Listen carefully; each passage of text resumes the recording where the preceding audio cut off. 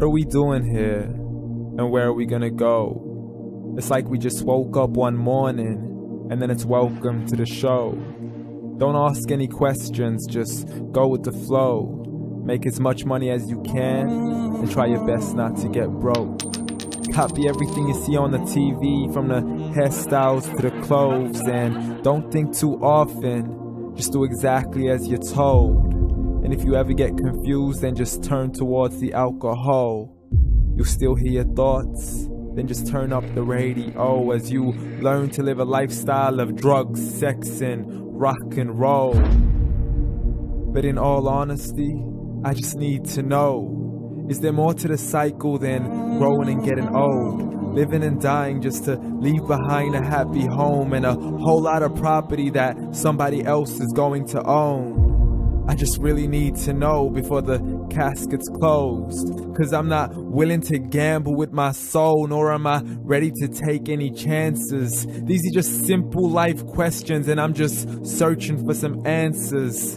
Like, what are we doing here? And what is our purpose? How did we get here, and who made us so perfect? And what happens once we go, or is this world all really worth it?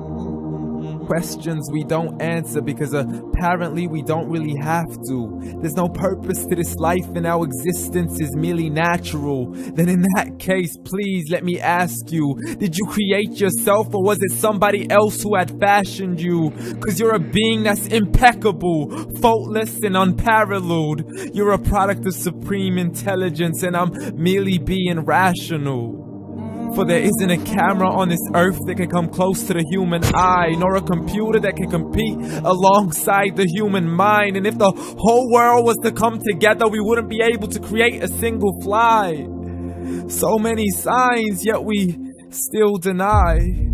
As science tries to justify that all this could come from none, when it's a simple sum. 0 plus 0 plus 0 cannot possibly ever give you 1.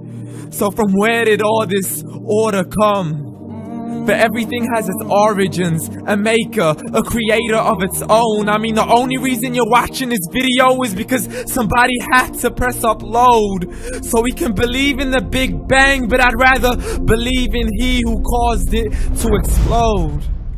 Allah, the creator of everything, along with every single soul.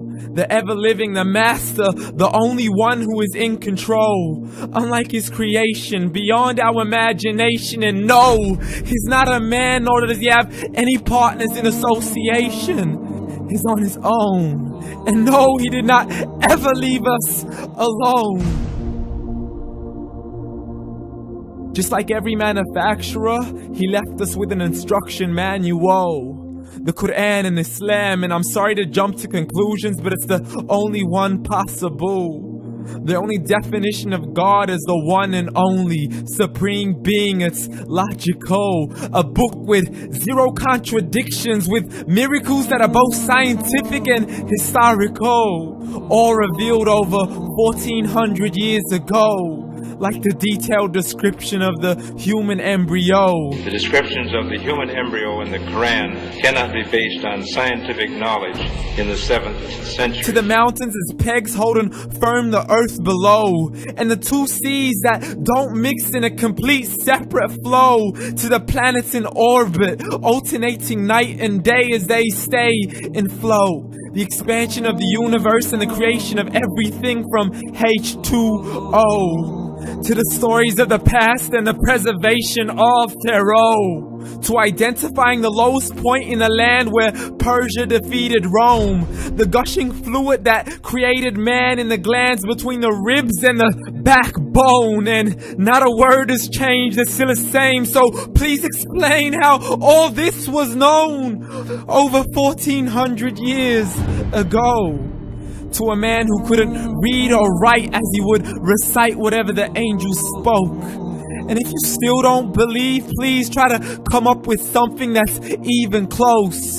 But you can't, so we took God as a mockery and his messengers as a joke. Muhammad could not read or write.